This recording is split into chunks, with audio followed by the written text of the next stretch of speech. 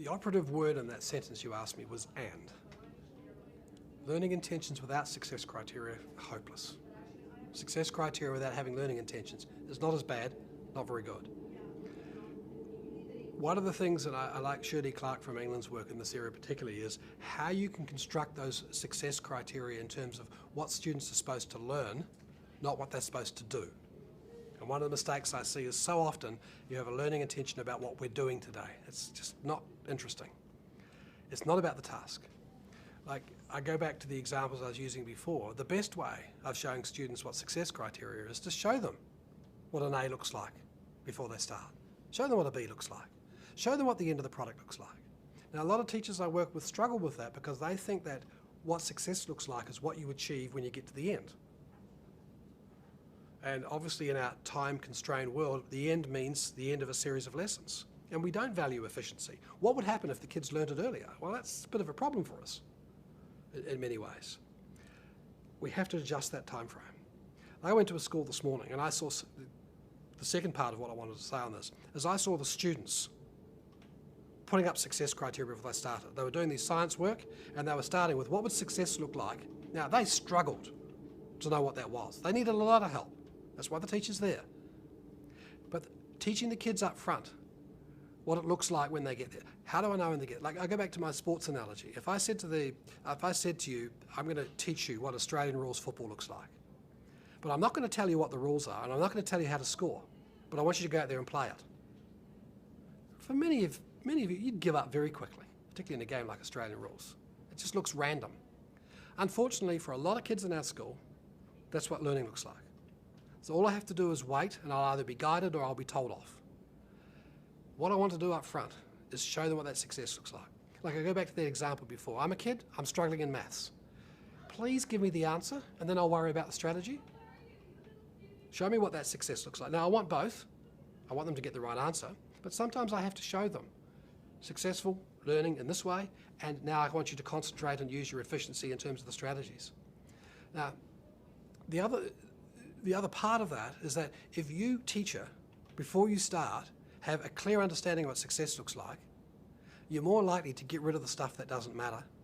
You're more likely to acknowledge and understand what it looks like. And you are, and here's the critical one, you're more likely to tell the kids up front. Like when I went back before and talked about what a visible learning school looks like, it's when kids know what success looks like before they start. Like, a lot of kids will give up, or they'll do what they have to do until the bell goes. That is not what you call lifelong learning. That's not what I think our schools are about. For some students, they will do what you ask them to do, regardless of whether it's the beginning or the end. Great. But what about those other kids?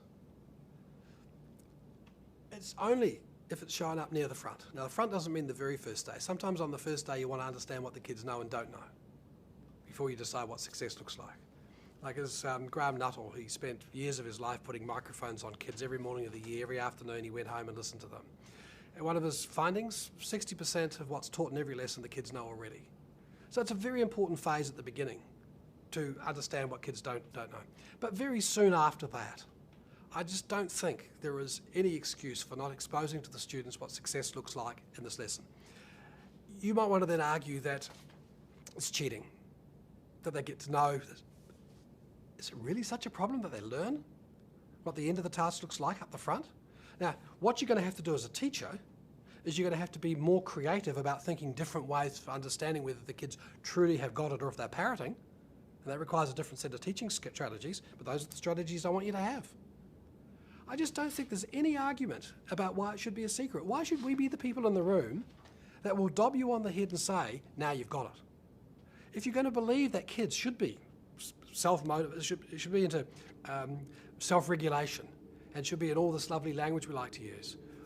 If you're going to self-monitor, if you're going to self-assess, if you're going to self-talk, if you're going to worry about the whole self-evaluation, you better have a target to do that to.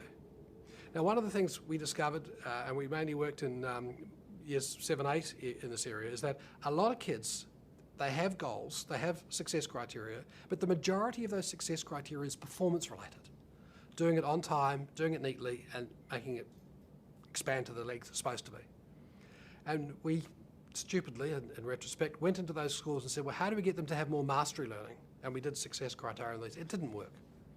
It worked finally when we taught the teachers how to show kids what mastery looked like in success criteria. And yes, many kids parroted what the teachers were saying, but we don't see that as a problem at all. Of course, we want more than that. And so, no, I don't think there's any excuse for doing it at the end. I don't think that we should be saying to kids in every lesson, just trust me, wait and I'll tell you, and you might get there or you might not. The thing that drives me most in my work in schools is finding ways to keep kids in schools as long as possible. Like as a father of those 4 boys, Hank Levin's work impressed me. He showed that the best predictor in adult life of health, wealth and happiness was not achievement at school. It was the number of years in schooling. So I am absolutely obsessed with ways in which we can make schools inviting places for kids to be. And most kids make the decision about to stay in school around the ages of 11, 12. And so how do we make learning? You sure as hang don't make learning inviting by saying, wait, I'll tell you when you get there, do more. Oh, now I'll give you a test, now I'll see if you've got there. For some kids, they love it. And they'll go on to be our doctors and our lawyers. They love that kind of game. But for many kids who are going to be on our entrepreneurs, who are going to be our most successful people in our community, they want to have more control of their learning. If I was working with you in a school, I'd want to hear up front what, in this particular year group you're dealing with, what success would look like to start with. So you've got this group of kids. Now, what I want to listen to is I want you to have a deep knowledge of where every student is at the beginning. If you just told me generally and said this is the curriculum, I'd be worried. I'd want to know where each kid starts, because one of our killers is that we group kids in our system, and you do it here in Ontario by years. Now, I know that what year 2 means is that in year 2 there are at least 2 years growth gap. I know year 5 means there are 5 years growth gap in year 5. Year 10, there are 10 years growth gap. That's what it means to me. So there's no such thing as a year 2 or a year 5 curriculum. So if you started there, I would be worried. So I want to hear what success would look like. And I obviously want you to worry about every kid, where they start, what success would look like. I want to be up front. And the tool we created in New Zealand allows teachers to be up front, allows principals to be up front, to understand what you think success for every kid looks like. So I can come into you after a month and say, look, Pauline, this is what the year 3 teacher has said. This is what the year 5 teacher has said. This is what you, the year 6 teacher, do you realise your expectations are lower than the year 3? I want to get in front of that, because I know that what your expectations are in terms of what you think success is amongst the most powerful things. So I'd start there. What does success look like? I'd want you to show me the nature of the evidence of the growth of the kids through the year. And again, if you showed me a test, you'd have failed. If you don't show me a test, you would have failed. I want to see it across a variety of ways of evidence about the growth that they're making relative to the standards you're aiming for.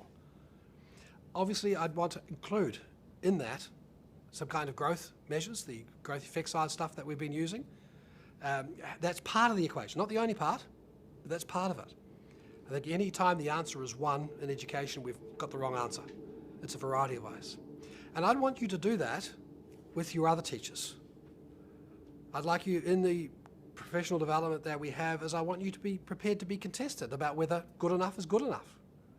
By you saying, this is evidence of the kind of change that I've achieved, this is where the kids were starting, this is where they're ending, and I'd like you to be open about that with your other teachers to say, is that good enough? So that you can start to say, have I got a common conception of progress? Am I getting the kind of progress I need? That's certainly the kind of things I'd be wanting to do in a school.